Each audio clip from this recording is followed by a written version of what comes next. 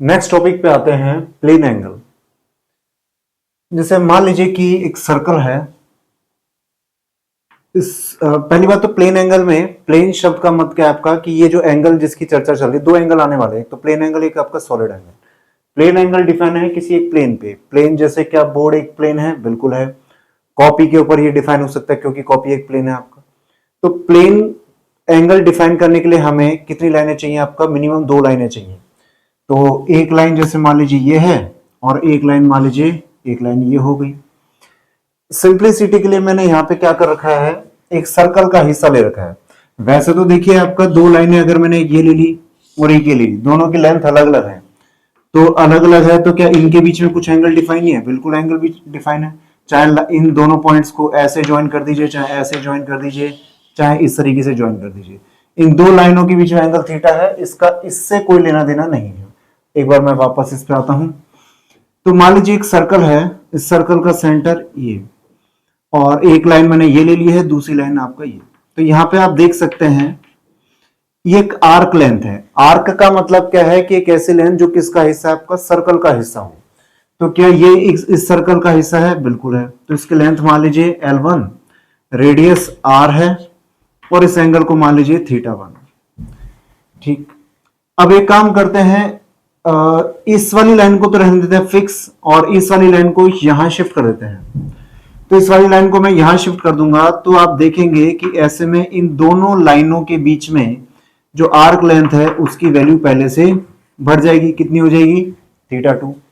और इन दोनों लाइनों के बीच में जो एंगल है वो पहले से भी क्या हो जाएगा? आपका ग्रेटर हो जाएगा, θ2। तो यहां पे हम ये ऑब्जर्व करते हैं कि अगर मैं R को क्या रखूं? आपका कांस्टेंट। R को अगर मैं कांस्टेंट रखता हूं तो जो थीटा है वो किसके प्रोपोर्शनल दिख रहा है? वो थीटा लेंथ के क्या है? आपका प्रोपोर्शनल है। यानी कि ये लेंथ अगर मान लो 5 सेंटीमीटर है, तो 5 की जगह अगर मैं ये 10 सेंटीमीटर ले लूं तो ये 5 सेंटीमीटर लेंथ जितना एंगल बना रही है सेंटर पर, तो 10 सेंटीमीटर लेंथ सेंटर पर जस्ट डबल एंगल बनाएगी। तो जस्ट डबल है तो मैं कह सकता हूं कि theta is proportional to length की पावर 1। यानी कि लेंथ को डबल करो तो थीटा डबल, लेंथ को ट्रिपल करो तो थीटा ट्रिपल। तो थीटा प्रोपोर्शनल टू एल। एक कंक्लूजन ये निकल के आया। दूसरा देखिए, अब एक काम करते हैं, आर्क लेंथ को रख देता हूं मैं कांस्टेंट। आर्क लेंथ को रखता हूं कांस्टेंट और रेडियस को वेरी करा करा के देखते हैं। तो जैसे एक सर्कल का एक टुकड़ा लिया है मैंने, ये टुकड़ा देखिए, ये आर्क है, लेंथ L1, रेडियस कितनी? रेडियस मान लीजिए R1 है, और एंगल कितना फॉर्म हो रहा है? एंगल ये फॉर्म हो रहा है θ1। वहीं अगर आप इतनी ही लेंथ अगर आप यहां ले लें, ठीक है, लेकिन इस बार आपने क्या किया? इन दोनों लाइनों को अंदर की तरफ श्रिंक कर दिया है और लेंथ को, रेडियस को बढ़ा दिया आपने। तो रेडियस को बढ़ा दिया, इस तरीके से बढ़ाया ताकि लेंथ की वैल्यू क्या रहे? सेम रहे। तो ये लेंथ और ये लेंथ दोनों क्या है? आपका इक्वल है। बट रेडियस इसमें R1 है तो यहां रेडियस मान लीजिए R2। तो R2 है तो इन दोनों लाइनों के बीच में कितना एंगल बन रहा है? ये एंगल बन रहा है θ2। तो यहां पे हम ऑब्जर्व करेंगे कि अगर रेडियस की वैल्यू सपोज करो यहां पे R है और लेंथ मान लो, एग्जांपल समझने के लिए लेंथ ले लीजिए आप 10 सेंटीमीटर ले लीजिए। लेंथ कितनी? ये भी 10 सेंटीमीटर, ये भी 10 सेंटीमीटर। एक बार को मैं ये रेडियस ले लेता हूं R, एग्जांपल ये ले लेते हैं 5 सेंटीमीटर। कितनी? 5 सेंटीमीटर। ये भी 5 सेंटीमीटर, ये भी 5 सेंटीमीटर, ये है 10 सेंटीमीटर। तो इनके बीच में एंगल कितना बन रहा है? θ1। तो अगर मैं रेडियस की वैल्यू 5 सेंटीमीटर की जगह जस्ट डबल ले लूं, रेडियस को मैं क्या कर दूं? डबल, यानी कि 10 सेंटीमीटर कर दूं, तो आप ये देखेंगे कि ये 10 सेंटीमीटर, ये 10 सेंटीमीटर, और लेंथ, आर्क लेंथ वो आपकी सेम है। तो इसमें ये जो एंगल है, इस एंगल की वैल्यू जस्ट क्या हो जाती है? हाफ हो जाती है। यानी रेडियस को डबल करने से आर्क एंगल क्या हो गया? जस्ट हाफ हो गया। तो यहां से मैं कंक्लूजन पे पहुंचा कि जो angle between these two lines is inversely proportional to 1 upon radius. यानी कि रेडियस को डबल करूंगा तो थीटा क्या हो जाएगा? जस्ट हाफ हो जाएगा। रेडियस को ट्रिपल करूंगा, रेडियस को ट्रिपल कर दिया, इस तरीके से ट्रिपल किया ताकि आर्क लेंथ सेम रहे।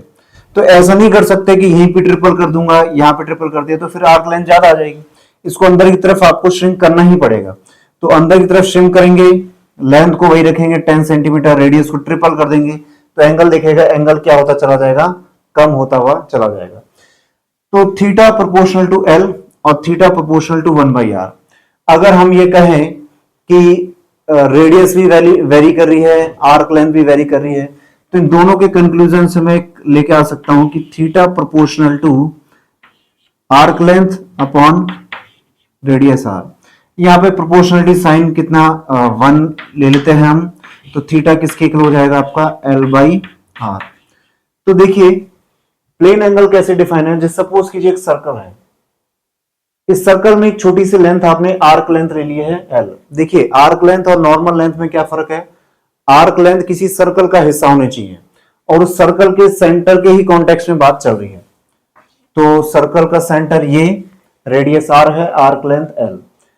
तो ये लेंथ L इस सेंटर पर कितना एंगल सबटेंड करेगी, कितना एंगल बनाएगी, तो ये एंगल बना रही है थीटा। तो ये थीटा, इसको हम बोलते हैं प्लेन एंगल। ये कैसे डिफाइन होता है, ये डिफाइन होता है आर्क लेंथ अपॉन में रेडियस r, बिल्कुल जैसे मैंने अभी भी डिफाइन किया है, angle equals to arc length upon में रेडियस। जैसे जैसे आर्क लेंथ बढ़ती जाएगी, ये बढ़ती जाएगी, तो एंगल की वैल्यू बढ़ती जाएगी। रेडियस की वैल्यू अगर आप क्या रखेंगे, आपका रेडियस की वैल्यू अगर कम करते जाते हैं by keeping L constant, L को कांस्टेंट रखिए और रेडियस की वैल्यू कम करते जाओ तो एंगल बढ़ जाएगा। तो देखिए arc length L subtends an angle theta at its center of a circle of radius r is defined as, ये आर्क सेंटर पे जो एंगल सबटेंड करती है वो कैसे डिफाइन है, वो डिफाइन है आपका angle equals to arc upon radius. अब देखिए क्योंकि आर्क एक लंबाई है, ये लंबाई है जिसको किस में नापेंगे, मीटर में या सेंटीमीटर जो भी। इसी टाइप से रेडियस को भी किस में नापना है, ये भी एक लंबाई है, इसको भी सेंटीमीटर में या मीटर में नाप लिया।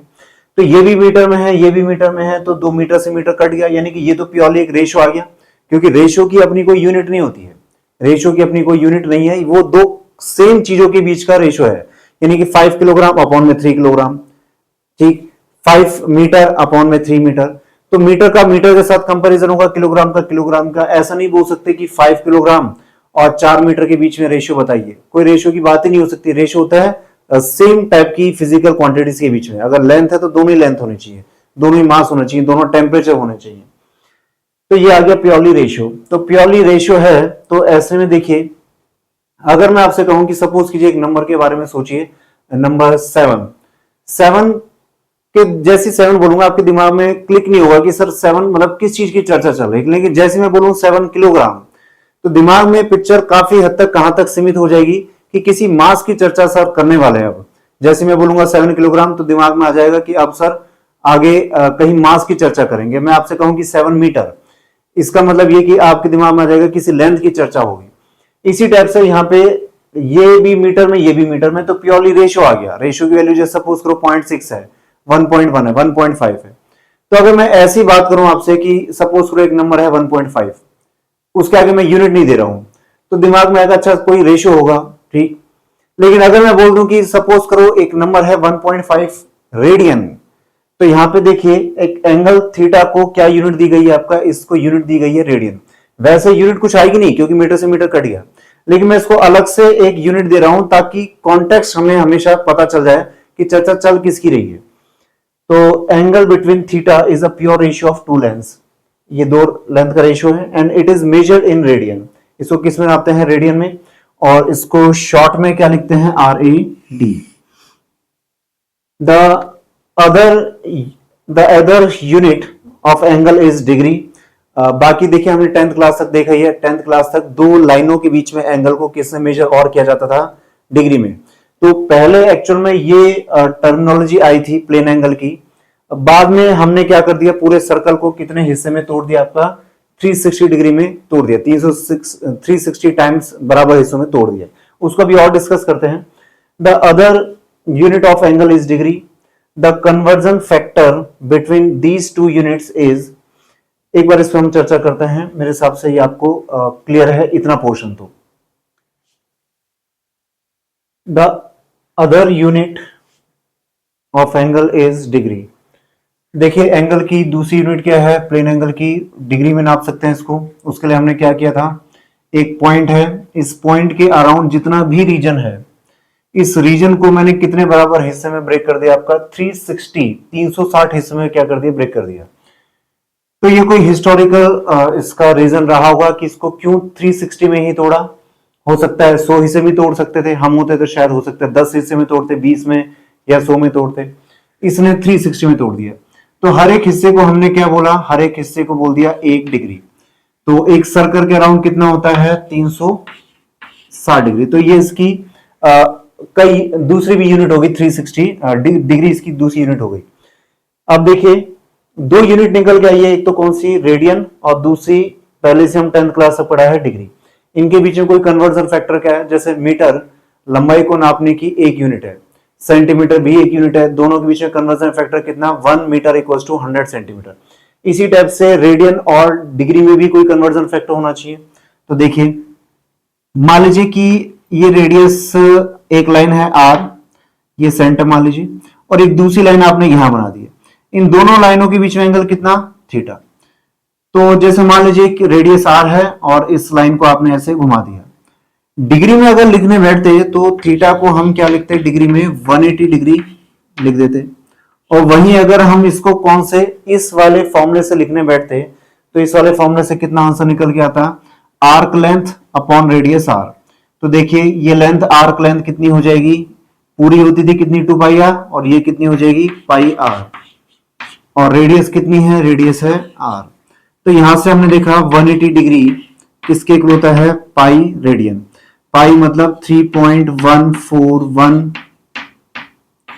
हाँ देखिए पाई एक इरेशनल नंबर है, तो इरेशनल नंबर कभी भी परफेक्टली एंड नहीं होगा, ना ही ऐसा कि रिपीट होगा। ऐसा नहीं कि 3.141 141 141 3.141 आगे चलता जाएगा तो उसके बारे में आप श्योर नहीं है कि उसकी वैल्यू किसके इक्वल होगी। तो ये तो मेजरमेंट के थ्रू ही निकालना पड़ेगा कि पाई की वैल्यू कितनी होती है। एनीवे 360 डिग्री किसके इक्वल होता है, 3.141 डॉट डॉट आर। इसमें एक मिनट, यहाँ पे आर से आर कट गया है, तो एक बार मैं यहाँ इस आर को हटा देता हूं। तो यहाँ पे 180 डिग्री किसके इक्वल हो गया, 3.141 रेडियन। तो एक रेडियन किसके बराबर होना चाहिए, 1 रेडियन होगा 180 डिग्री अपॉन में पाई। पाई कितना है, 3.141 रेडियन 141। तो यहाँ पे ऐसा नहीं 141 रेडियन नहीं, रेडियन वाली यूनिट यहाँ रह चुकी है, ये सिंपल एक नंबर है। तो इनका अगर मैं रेशियो लेता हूं तो ये लगभग किसके इक्वल आता है, ये ऑलमोस्ट आ जाएगा 57 पॉइंट, ये आ जाएगा। देखिए वापस से, the conversion factor between these two units is 180 degree किसके इक्वल है, पाई रेडियन। तो पाई इंटू में 1 रेडियन इसको मैं लिख सकता हूं, पाई एक नंबर है, पाई इंटू में 1 रेडियन, तो 1 रेडियन कितना हो जाएगा, 180 अपॉन में पाई। तो 1 रेडियन हो जाएगा 180 अपॉन में पाई। पाई कितना 3.14, इसका डिवाइड देंगे तो ये कितना हो जाएगा 57.295 डॉट डॉट डॉट डिग्री। क्योंकि आपका 3.141 इसके आगे भी नंबर होता है, इसी टाइप से यहाँ पे परफेक्टली ये नहीं है कि एक पर्टिकुलर जगह पे एंड हो जाएगा कि 295 डिग्री, नहीं, इसके आगे ये नंबर चलते रहेंगे। तो 1 रेडियन ऑलमोस्ट किसके बराबर होता है, 57.295 रेडियन के इक्वल होता है, या 57.3 मान लीजिए डिग्री। तो 57.3 ऑलमोस्ट 1 रेडियन इतना। तो बताइए पाई रेडियन, वापस से सोचिए एक बार, पाई रेडियन कितना था, पाई का मतलब 3.141। क्योंकि ये नंबर 3.141 कभी खत्म होता नहीं है, तो इसको लिखने के लिए अब वैसे लिखना ही है तो फिर इसके आगे पॉइंट के आगे हमेशा चलता रहेगा, कभी रिपीट होगा नहीं, नेवर एंडिंग है इरेशनल नंबर। तो फिर इसको एक सिंबल देना ही पड़ेगा, तो इसको सिंबल हमने क्या दे दिया था, पाई। तो देखिए 1 रेडियन है 57.3 रेडियन, तो ऐसे में 2 रेडियन कितना हो जाएगा, 2 रेडियन हो जाएगा, ये इसको लगभग 60 मानता हूं, तो 60 से का डबल यानी कि 120 से थोड़ा सा कम मान लीजिए। 3 रेडियन कितना हो जाएगा, 3 रेडियन हो जाएगा, 3 रेडियन अप्रॉक्स देखिए कितना हो जाएगा, इसको ट्रिपल कीजिए, ट्रिपल हो गया, ये हो गया 9, 7 3 21, 2 5 15 16 17, 171.9 डिग्री, ये अप्रॉक्स हो गया।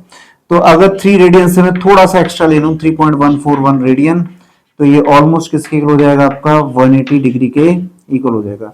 तो 3.141 आगे थोड़ा सा और मैं ढंग से लिखता हूं तो ये पाई रेडियन हो जाएगा, तो पाई रेडियन कितना, 180 डिग्री। तो इस तरीके से हमने देखा प्लेन एंगल की 2 यूनिट्स है, जो कि डिग्री वाली तो हम पहले से देखते रहे हैं, एक नई यूनिट हमने ली कौन सी, रेडियन, और उसको डिफाइन कैसे किया है, इस तरीके से।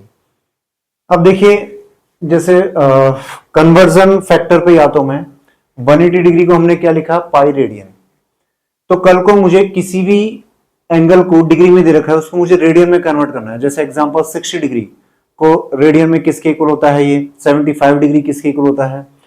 तो देखिए 180 डिग्री किसके इक्वल है, पाई रेडियन। तो 180 डिग्री को लिखा जा सकता है 180 इंटू में 1 डिग्री, यानी कि 1 डिग्री जैसे कितने 180 पार्ट। तो 180 इंटू में 1 डिग्री, तो 180 वाले शब्द को तो मैं लिया है यहाँ पे, 180 डिग्री नहीं लिखेंगे यहाँ पे, डिग्री वाली यूनिट यही रह गई है, न्यूमेरिकल नंबर 180 नीचे आ चुका है। 1 डिग्री हो गया आपका 3.141 अपॉन 180 रेडियन। तो अगर कल को कोई कहे कि x डिग्री किसके इक्वल होता है, तो देखिए इसको x से मल्टीप्लाई कर दीजिए। जैसे एग्जांपल x की वैल्यू 9 है, 10 है, 15, 12, 12.5। तो x डिग्री किसकी हो जाएगा, दोनों तरफ x से मल्टीप्लाई कर दीजिए, ये x डिग्री हो गया, यहाँ पे x से मल्टीप्लाई कर दीजिए रेडियन में। जैसे एग्जांपल 9 डिग्री, तो 9 डिग्री देखो 9 डिग्री, तो x की वैल्यू किसके इक्वल है, 9 के इक्वल है। तो आप देख सकते हैं इसको रेडियन में कन्वर्ट करना है, तो पाई रेडियन अपॉन में 180, ये तो किसको रिप्रेजेंट करता है, ये रिप्रेजेंट करता है 1 डिग्री को।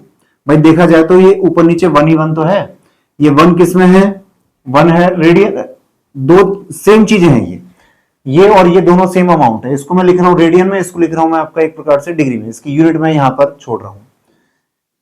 तो पाई अपॉन में 180, एक्स की वैल्यू है 9, तो 9 से मल्टीप्लाई करेंगे तो बताओ ये कितना आ जाएगा, 9 by 180 pi by 20 radian, pi by 20 radian. और अगर मैं पाई की वैल्यू यूज कर लूं, तो पाई की वैल्यू अगर मैं यूज करूंगा तो 3.14, इसमें 20 का डिवाइड कीजिए तो 3.14 होता है अप्रॉक्स 1.57, इसमें 10 का भी डिवाइड कीजिए तो ये हो जाएगा 0.157 रेडियन। यानी कि 9 डिग्री को अगर रेडियन में लिखना है तो ये कितने रेडियन के बराबर है, 0.157 रेडियन के इक्वल है। इसी टाइप से 30 डिग्री लिखना चाहते हैं तो 30 किसके इक्वल हो जाएगा, देखिए 30 डिग्री x की वैल्यू 30। अब ऐसा नहीं है कि सर क्या हमें ये फॉर्मूला याद करना पड़ेगा, याद रखने की कुछ जरूरत नहीं है, बस इतनी सी बात याद रखिए कि 180 डिग्री किसके इक्वल होता है आपका, पाई रेडियन। तो 1 डिग्री कितना हो जाएगा अपॉन में 180, और x डिग्री कितना हो जाएगा इनटू में x, तो 150 कितना होना चाहिए, पाई रेडियन अपॉन में 180 इनटू में 150। तो ये हो जाएगा 30 से एक बार कीजिए, 30 से कट कीजिए तो 30 से करूंगा ये हो जाएगा 5, ये हो जाएगा 6, तो ये हो जाएगा 5 पाई बाई 6 रेडियन।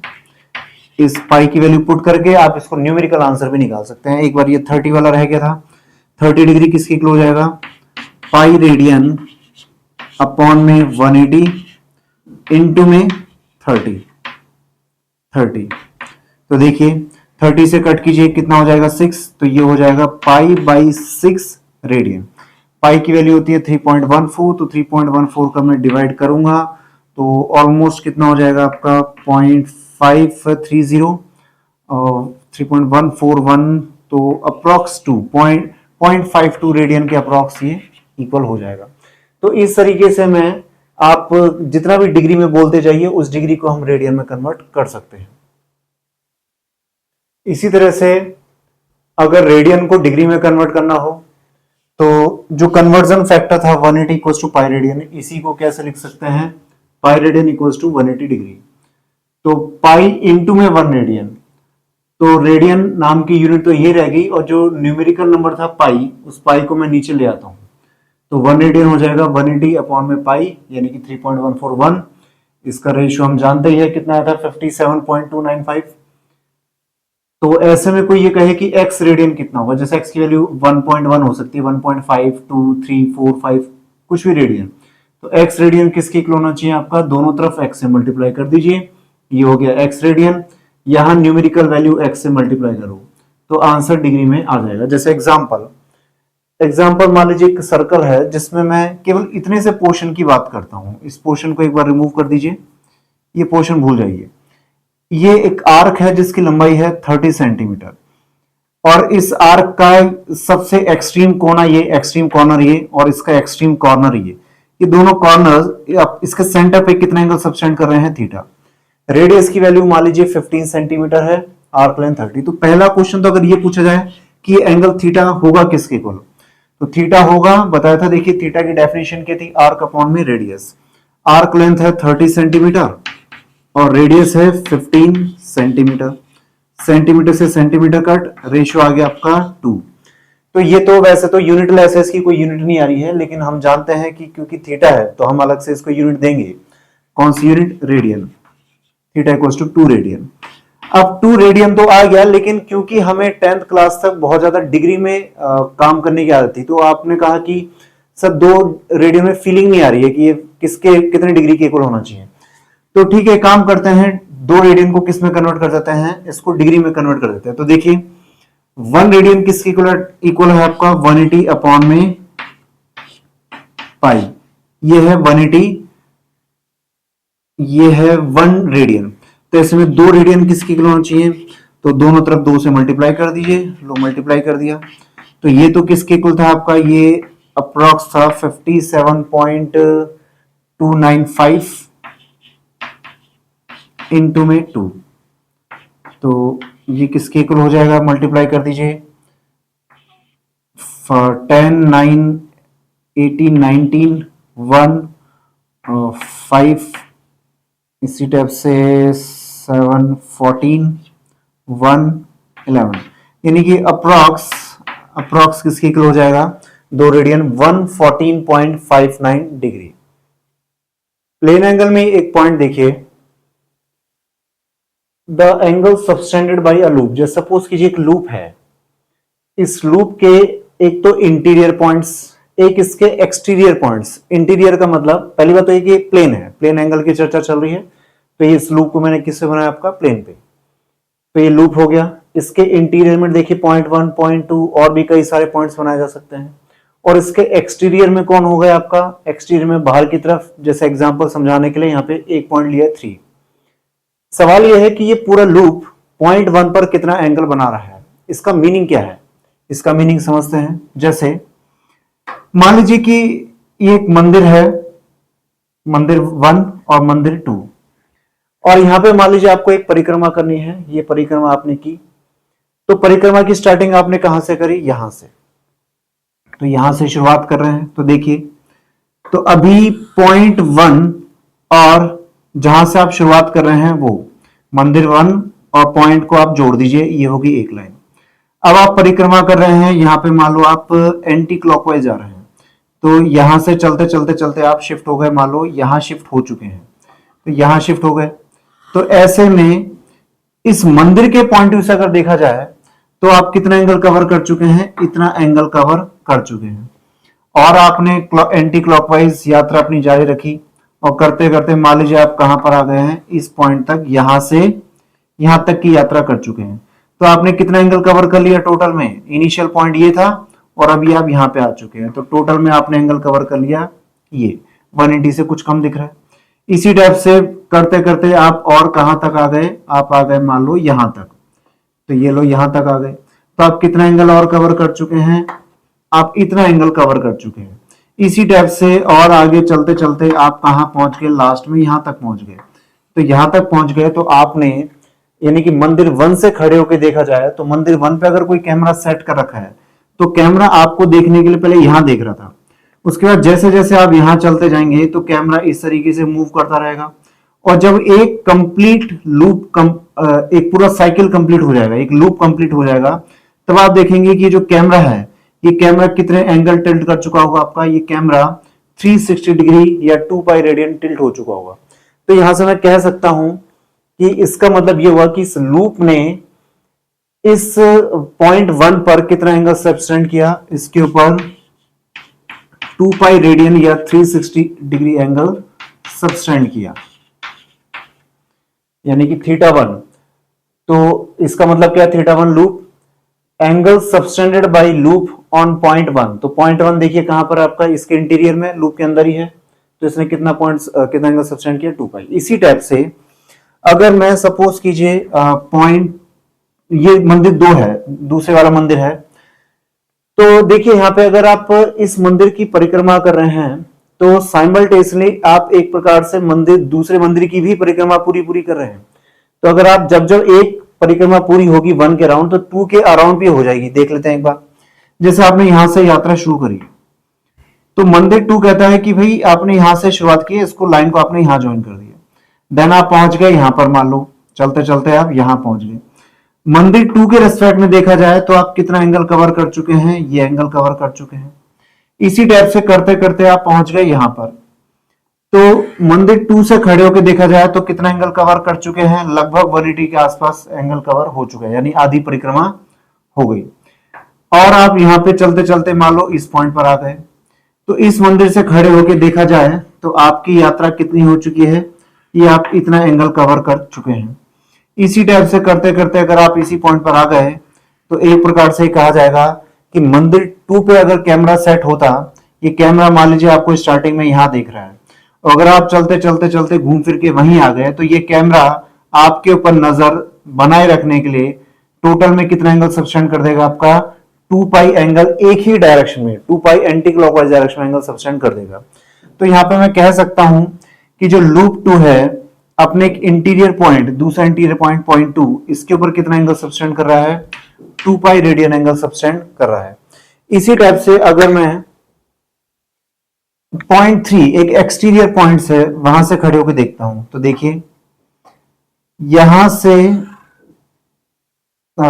आप यहां पे प्रेजेंट है इनिशियल पॉइंट, तो मंदिर तीसरा वाला मंदिर मान लो या कोई पॉइंट मान लीजिए, अभी ये एक लाइन ज्वाइन हो रही है। इसके बाद ये मान लीजिए चलते चलते आप यहां पहुंच गए, यहां पहुंच गए तो देखिए अगर यहां पे कैमरा सेट है तो इस कैमरा आपको देखने के लिए कितना एंगल सब्सटेंड कर चुका है, एंटी क्लॉकवाइज में इतना एंगल सब्सटेंड कर चुका है। इसी टाइप से आप करते करते कहां पहुंच गए, आपका मान लीजिए यहां तक पहुंच गए, यहां तक पहुंच चुके हैं, यहां पहुंच गए हैं तो कैमरा और कितना हो गया एंटी क्लॉकवाइज में, यहां से यहां तक मूव कर चुका है एंटी क्लॉकवाइज इतना। लेकिन अब जब आप इस लूप के ऊपर ऐसे चलेंगे तो ऐसे चलेंगे तो इसमें कैमरे को आप फर्दर ऐसे नहीं, कैमरे को वापस से क्या आपका इसी तरफ आना पड़ेगा, और करते करते जब आप घूम फिर के यहीं आएंगे तो देखिए पहला कैमरा हुआ एंटी क्लॉकवाइज और फिर कैमरा क्या हुआ क्लॉकवाइज मूव करते हुए कहां पहुंच गया, वापस से यहीं पहुंच गया। तो बताइए कि इस लूप के ऊपर कोई व्यक्ति चलेगा तो कैमरे को टोटल एंगल, अगर कोई बाहर पॉइंट पर कैमरा लगा हुआ है तो वो कैमरा एक पूरे लूप में आपको नोटिस करते रहने के लिए उसको टोटल कितना एंगल एक ही डायरेक्शन में चलना पड़ेगा। तो एक ही डायरेक्शन में उसको टोटल एंगल कितना चलना पड़ेगा, 0। कुछ एंगल एंटी क्लॉकवाइज चलेगा और उतना ही एंगल क्या हो जाएगा, क्लॉकवाइज, यानी कि घूम फिर के उस कैमरे की ओरिएंटेशन वही आ जाएगी। तो कैमरा कितना एंगुलरली शिफ्ट हुआ, एक ही डायरेक्शन में 0 शिफ्ट हुआ, थोड़ा सा क्लॉकवाइज थोड़ा सा एंटी क्लॉकवाइज। तो इन्हीं बातों को मैं यहां पे देखिए कैसे रिप्रेजेंट कर रहा हूं, angle subtended bye loop on point 3। तो पॉइंट 3 कौन है, इसके एक्सटर्नल में था, तो यहां पे कितना एंगल सबटेंड होगा आपका 0। जबकि इस केस में कितना था, 1 और 2 के केस में, 1 और 2 के केस में था 360 डिग्री एंटी क्लॉकवाइज, यहां भी कितना था 360 एंटी क्लॉकवाइज। अगर आप ऐसे मूव करते तो यही आपका क्लॉकवाइज और क्लॉकवाइज आ जाता, ये फिर भी आंसर नेट में कितना आता, 0। तो इसी स्टेटमेंट को देखिए मैंने कैसे लिखा है आपका, the angle subtended bye a loop at its interior points is always 2 pi radian while at its exterior points, वही जब ये लूप है इसके एक्सटीरियर पॉइंट्स पे कितना एंगल सबटेंड करेगा, is always 0, ये हमेशा 0 के इक्वल रहेगा। तो ये स्टेटमेंट अपने को याद होना चाहिए, काफी लॉजिकल है, इसमें कोई अलग से रटने की जरूरत नहीं है। अब एक क्वेश्चन देखते हैं प्लेन एंगल को लेके। जैसे मान लीजिए कि एक शेप है, ये सर्कुलर आर्क शेप है, यानी कि एक सर्कल का हिस्सा है, और सर्कल का सेंटर कौन, O। यहां से ये डिस्टेंस 5 सेंटीमीटर, ये 5, ये 5, ये सारी 5 सेंटीमीटर है, यानी कि एक प्रकार से ये आर्क है तो इसकी रेडियस कौन है, 5 सेंटीमीटर। और एक स्ट्रेट लाइन शेप है, इस स्ट्रेट लाइन, इस पॉइंट O से इस स्ट्रेट लाइन के ऊपर अगर मैं एक परपेंडिकुलर डालता हूं तो परपेंडिकुलर की लेंथ आ रही है 3 सेंटीमीटर, और इस जगह से नीचे इसकी लेंथ कितनी है स्ट्रेट लाइन की, वो है 4 सेंटीमीटर। तो मान लीजिए कि ऐसी कोई शेप है, ये शेप इस पॉइंट O पर कितना एंगल सबटेंड कर रही है, ये हमारा क्वेश्चन है, find angle subtended by given shape at point O। या मान लीजिए एग्जांपल कोई खेत है, उस खेत के अंदर मान सपोज कीजिए इस टाइप से कोई खेत है, यहां भी कोई बाउंड्री रही होगी, लेकिन इसका कुछ पोर्शन तो ऐसा है, कुछ पोर्शन सर्कुलर आर्क है और कुछ पोर्शन स्ट्रेट लाइन है, और यहाँ पे आपने कैमरा सेट कर दिया। तो ये जो कैमरा है एक प्रकार से कहां पे सेट है, इस सर्कुलर आर्क को देखा जाए तो इसके सेंटर पर सेट है, इस सर्कुलर आर्क के सेंटर पे सेट है कैमरा। तो अगर कैमरा यहां से यहां तक की निगरानी रखना चाहता है कि यहां से कोई आ नहीं जाए, तो कैमरे में कितना एंगल घूमने की कैपेसिटी होनी चाहिए, कितना एंगल घूमने की इसमें रेंज होनी चाहिए।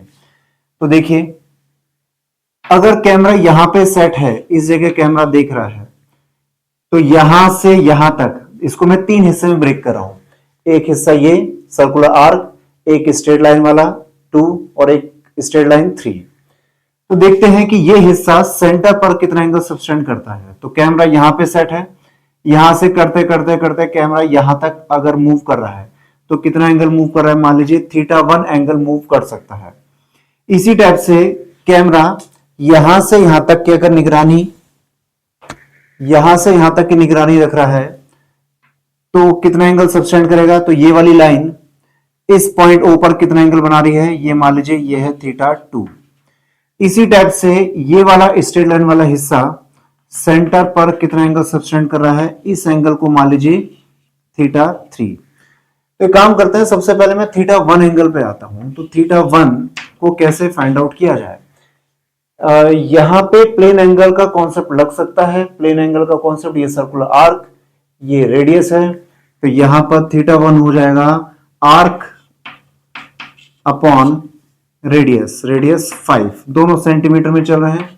रेशियो कितना हो जाएगा 1.5 रेडियन, 1.5 रेडियन, ये रेडियन में निकल के आ रहा है। इसे टाइप से अगर मैं इस वाले पार्ट को देखूं, अब ये वाले पार्ट पे देखिए, यहाँ पे रेडियस किसको बोलेंगे। पहली बात तो ये सर्कुलर आर्क नहीं है, तो स्ट्रेट लाइन है, तो यहाँ पे प्लेन एंगल वाला कॉन्सेप्ट सीधा सीधा लगेगा नहीं। तो यहाँ पर हम हमारा जो 10th क्लास वाला कॉन्सेप्ट था राइट एंगल ट्राइंगल, वो लगाते हैं। तो देखिए, एक राइट एंगल ट्राइंगल है अपने पास, जिसमें ये एंगल को θ2 मान लीजिए। तो ये हो गया बेस 3 सेंटीमीटर, ये हो गया हाइपोटेन्यूज। तो बेस और हाइपोटेन्यूज से मिलकर क्या बनता था, cos थीटा। तो cos θ2 किसके इक्वल हो जाएगा, cos θ2 हो जाएगा बेस अपॉन में हाइपोटेन्यूज, यानी कि 3 सेंटीमीटर अपॉन में 5 सेंटीमीटर। तो यहां से मैं देखूं तो θ2 किसके इक्वल हो जाएगा आपका, cos 53 डिग्री। cos 53 किसके इक्वल होता है, 3/5। तो यहां से आ गया 53 डिग्री में, ये देखो डिग्री में निकल के आएगा। इसी टाइप से इस वाले पोर्शन के ऊपर आ जाइए, ये भी तो एक राइट एंगल ट्राइंगल है। इस एंगल को अगर आप θ3 बोल रहे हैं, तो θ3 के सामने वाली लेंथ होगी परपेंडिकुलर, वो है 4, और बेस कितना दे रखा है 3। तो बेस और परपेंडिकुलर से रिलेटेड कौन सी टर्म होती है, कौन सा ट्रिग्नोमेट्रिक रेशियो होता है, tan। तो tan हो जाएगा tan θ3 परपेंडिकुलर यानी कि 4 अपॉन में बेस 3, 4/3। तो यहां से मैं θ3 किसकी इक्वल हो जाएगा, θ3 53, ये भी कितना हो जाएगा 53 डिग्री। तो यहां से अगर कहा जाए कि टोटल इस कैमरे में घूमने की कितनी क्षमता होनी चाहिए, तो वो होगी θ1 प्लस θ2 प्लस θ3। तो टोटल एंगल कितना हो जाएगा, यानी कि जो सेंटर इस पूरी शेप पे कितना एंगल बना रहा है, इस शेप पे कितना एंगल सब्सटेंड कर रहा है, θ1 प्लस θ2 प्लस θ3। θ1 हो जाएगा 1.5 रेडियन। डिग्री में कन्वर्ट करना चाहे तो इसको अभी एक बार मैं ऐसे ही रहने देता हूं, 1.5 रेडियन प्लस 53 यानी 106 डिग्री।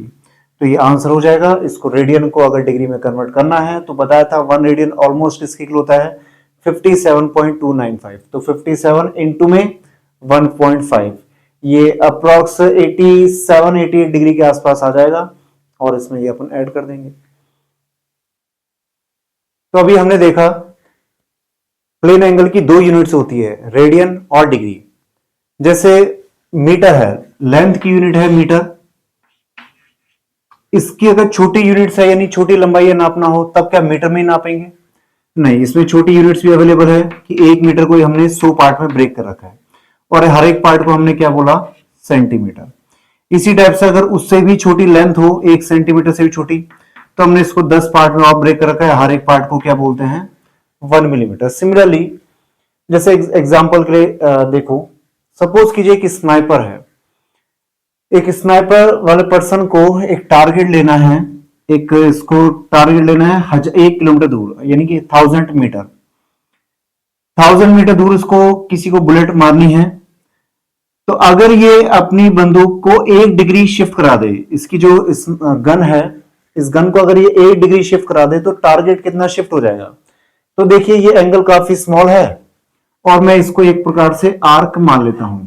ये आर्क मान लेते हैं एल, रेडियस कितनी है 1000 मीटर। तो थीटा होता था arc length upon radius R. तो ये एंगल कितना है, एंगल है 1 डिग्री। तो 1 डिग्री को मैं क्या लिख सकता हूं, देखिए जब आप L बाई आर यूज करते हैं तो ये रेडियन में होना ही चाहिए, इसको डिग्री में नहीं लिख सकते। तो ये हो जाएगा आपका pi by 180 radian, 1 degree pi by 180 radian. यहां से देखिए ये हो जाएगा length upon radius, radius 1000 metre. तो यहाँ पे L की वैल्यू किसकी इक्वल हो जाएगी, 1000 मीटर को यहां मल्टीप्लाई कीजिए, 1 0 कट हो गया, 1 0 कट, तो ये आ जाएगा 100 अपॉन 18 इंटू में पाई। पाई कितना 3.14 अप्रॉक्स में एक बार निकाल लेता हूं। तो 100 से मल्टीप्लाई करो 314 बाई 18, इसको लिख सकते हैं 157 बाई 9, 2 से कट कर दिया, इसको लिख सकते हैं 17.4 मीटर। यानी कि सोचिए कि अगर एक स्नाइपर आप बंदूक को अगर 1 डिग्री शिफ्ट कराते हैं, सिंपल 1 डिग्री, वो भी कब, जब आपका टारगेट कितना दूर हो, 1000 मीटर, 1 किलोमीटर दूर आपका टारगेट है। तो बुलेट आप अगर 1 डिग्री टारगेट से 1 डिग्री अगर इधर आपने शिफ्ट करा दी तो बुलेट कितना दूर पास होगी, ये था आपका टारगेट, और बंदूक यहां ना रख के आपने यहां से 1 डिग्री इधर शिफ्ट करा दी तो टारगेट बुलेट आपकी यहां से पास होके जाएगी, और जो कि मेन टारगेट से कितना दूर थी 17.4 मीटर। 1 मीटर करीब करीब इतना होता है, ये होता है 1 मीटर, यानी कि इसका 17.4 टाइम्स, तो बहुत ज्यादा दूर हो गया। तो इसका मतलब ये कि अगर यहाँ पे ये पर्सन स्नाइपर वाला अगर इसको थोड़ा सा शिफ्ट करना है तो यहाँ पे डिग्री की टर्म्स में, अगर मान लीजिए इसको टारगेट सेट करना है, टारगेट जहां पे बंदूक सेट कर रखा है उससे मान लो 2 मीटर टारगेट इधर है, 2 मीटर इधर है, तो उसको ऐसा नहीं कि वो 1 डिग्री इधर शिफ्ट कराएगा, 1 डिग्री नहीं, यहाँ पे डिग्री से भी छोटी यूनिट चाहिए होगी। तो डिग्री से छोटी यूनिट्स, तो हमने 1 डिग्री को भी क्या कर दिया आपका और कई पार्ट में ब्रेक कर दिया। तो कितने पार्ट में ब्रेक कर दिया, तो यहां पे हमने 1 डिग्री को कितने बराबर हिस्से में ब्रेक कर दिया, आपका 60 बराबर हिस्से में ब्रेक कर दिया है, 60 बराबर हिस्से में ब्रेक कर दिया है। और एक हिस्से को हम किसके इक्वल बोल रहे हैं, मिनट। ये मिनट कोई टाइम वाला मिनट नहीं है, एक्चुअल में तो मिनट का कॉन्सेप्ट आपका एंगल में आया था, बाद में हम उसको घड़ी के अंदर यूज करना हमने शुरू कर दिया। तो 1 डिग्री किसके इक्वल है 60 मिनट। इस मिनट का कोई सिंबल है या ऐसे ही लिखना पड़ेगा, तो इसका सिंबल देखिए, ये जो डैश है इसको ऐसे लिख सकते हैं, इसी टाइप से देखिए 60 मिनट। अब यहां पे हर एक मिनट देखिए, अब मैं कहता हूं कि आपका टारगेट अब 1 किलोमीटर दूर नहीं है, आपको कोई मिसाइल फेंकनी है, उस मिसाइल के अंदर जो कोऑर्डिनेट्स दिए गए हैं, अगर मिसाइल की डायरेक्शन मान लो 1 डिग्री शिफ्ट हो गई और आपका टारगेट है आपका कुछ 1000 किलोमीटर दूर, किलोमीटर, 1000 मीटर नहीं 1000 किलोमीटर, तो 1 डिग्री अगर शुरुआत से अगर वो अलग डायरेक्शन में चली गई तो वहां पे तो कई किलोमीटर का डिस्टेंस आ जाएगा। और अगर टारगेट 1 डिग्री शिफ्ट, अगर मिसाइल 1 डिग्री डायरेक्शन चेंज ना करके अगर 1 मिनट की डायरेक्शन चेंज कर ले, 1 मिनट की डायरेक्शन चेंज कर ले और आपका टारगेट है 1000 किलोमीटर दूर, तभी आप देखेंगे कि कई कई मीटर, ठीक है, हो सकता है या किलोमीटर के अंदर टारगेट, मेन टारगेट से दूर निकल जाए मिसाइल। तो ऐसे में आपको 1 मिनट से भी छोटी यूनिट्स पता होनी चाहिए। तो हर ये पोर्शन था 1 मिनट, इसको भी हमने क्या कर दिया, कई हिस्से में ब्रेक कर दिया। तो कितने हिस्से में ब्रेक किया, आपका 60 बराबर हिस्सों में ब्रेक किया है, 60 पोर्शंस। तो 1 मिनट को किसके इक्वल बोला गया है 60 सेकंड्स। यहां पे सेकंड का सिंबल है डबल डैश, ध्यान से बार बार रिपीट कर रहा हूं, ये सेकंड या मिनट टाइम वाले नहीं है, टाइम वाली चीज तो बहुत बाद में यूज हुई। एंगल नाम के कॉन्सेप्ट तो आपका कॉन्सेप्ट 400-500 साल पहले इंट्रोड्यूस हो चुका था, 300-400 साल एटलीस्ट। तो 1 मिनट को हम क्या बोल सकते हैं 60 सेकंड। तो यहां से एक कंक्लूजन अगर मैं निकालना चाहूं, इसी देखिए 1 डिग्री कितना था 60 मिनट, और यहां से हर 1 मिनट इसको लिख सकता हूं 60 इंटू में 1 मिनट, और 1 मिनट किसके इक्वल है 60 सेकंड। तो 60 इंटू में 1 मिनट, और 1 मिनट हो गया 60 सेकंड, तो 60 इंटू में 60 3600 सेकंड्स। तो 1 डिग्री को किसके को लिख सकते हैं 3600 सेकेंड्स। तो इधर देखिए क्वेश्चन, जैसे सपोज कीजिए 16.125 डिग्री है, इस डिग्री को डिग्री की फॉर्म में देखा है, पॉइंटों की फॉर्म में। अब इसको कन्वर्ट करना चाहते हैं डिग्री में, मिनट में, सेकंड्स में। एग्जांपल, जैसे मान लीजिए कि टाइम हो रहा है, सपोज कीजिए टाइम हो रहा है आपका 9:15। 9:15, या तो आप ऐसे लिख लीजिए 9:15, यानी कि 9 का मतलब है 9 आवर्स और इसका मतलब होता है 15 मिनट्स। या इसी बात को ही क्या लिख सकते हैं, 9.25 आवर, यानी 9:25 आवर। 0.25 आवर यानी 1 घंटा किसके बराबर होता है, 60 मिनट। तो 0.25 यानी 1/4 आवर किसके बराबर हो जाएगा, 15 मिनट। ये तरीका भी सही है, ये तरीका भी सही है। इसी टाइप से 16.125 डिग्री है, इसको मुझे मिनट में और सेकंड्स में कन्वर्ट करना है। तो देखिए इसको कैसे लिख सकते हैं, 16.125 डिग्री को लिखा जा सकता है 16 डिग्री प्लस 1.125 डिग्री। 0.125 इंटू में 1 डिग्री ले लेता हूं, इंटू में 1 डिग्री। और 1 डिग्री किसके इक्वल होता है, 1 डिग्री होता है 60 मिनट्स के इक्वल।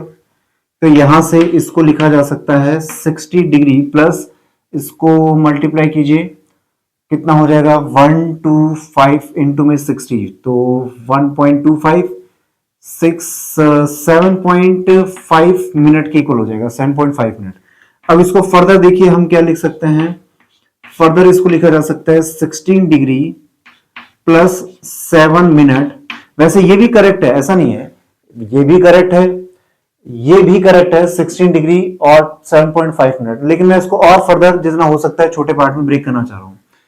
7.5 मिनट को लिख सकते हैं 7 minute plus 0.5 minute plus 0.5 into में 1 मिनट, और वो 1 मिनट को लिख सकते हैं 60 सेकेंड।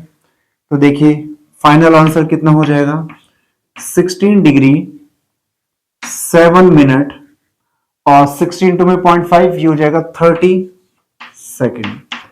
यानी कि अगर लिखना ही है 16.125 डिग्री को इस फॉर्मेट में लिखा जा सकता है। अब यहां पे प्लस नहीं लिखा जाएगा कि प्लस भी लिख दिया गया, ये भी प्लस है, वो कैलकुलेशन में हम प्लस वगैरह यूज कर सकते हैं। फाइनल आंसर में हमें इसी फॉर्मेट में ही लिखना होगा। इसी टाइप से देखिए 42 डिग्री 18 मिनट 36 सेकेंड, ये एंगल है एक। इस एंगल को कन्वर्ट करना चाहते हैं पॉइंटों की फॉर्म में, तो कैसे कन्वर्ट कर सकते हैं, देखिए इसको लिख सकते हैं 40 डिग्री टू 42 डिग्री कंप्लीट है प्लस 18 मिनट। 18 मिनट को लिखा जा सकता है 18 इंटू में 1 मिनट। इसी टाइप से 36 सेकेंड, 36 सेकेंड को लिखा जा सकता है 36 इंटू में 1 सेकेंड। तो देखिए 42 डिग्री तो पूरा है प्लस 18 इंटू में 1 मिनट। अब देखिए 60 मिनट किसके इक्वल था, 1 डिग्री, तो 1 मिनट किसके इक्वल हो जाएगा, 1 अपॉन में 60 डिग्री। तो इसी को लिखा जा सकता है 1 मिनट को 1 अपॉन में 60 डिग्री प्लस 36 इंटू में 1 सेकेंड। 36 इंटू में 1 सेकेंड, 1 सेकेंड को देखिए क्या लिखा जा सकता है, अभी अभी बताया था आपको। 1 डिग्री किसके इक्वल है, 3600 सेकेंड। तो 1 सेकेंड कितना हो जाएगा, 1 सेकेंड हो जाएगा 1 अपॉन 3600 डिग्री। चाहे तो 1 डिग्री अपॉन में 3600 कर दो या इसके ऊपर डिग्री ला दीजिए, एक ही बात है। ये हो गया 42 डिग्री। 42 में 18 में 60 का डिवाइड कीजिए, ये हो जाएगा 0.3 डिग्री। इसी टाइप से 36 से 36 ये आ जाएगा 0.01 डिग्री। तो फाइनल आंसर हो जाएगा 42.31 डिग्री। इस तरीके से मैं डिग्री, मिनट और सेकंड वाले फॉर्मेट को किस में कन्वर्ट कर पा रहा हूं, सिर्फ पॉइंट के फॉर्म में कन्वर्ट कर पा रहा हूं। तो यहां पे इसको क्या लिखा जा सकता था, इसको लिखा जा सकता था 42.31 डिग्री। इसी टाइप से 16.125 डिग्री को अगर मिनट सेकंड में कन्वर्ट करना चाह रहे हैं तो इसका आंसर ये भी लिखा जा सकता था।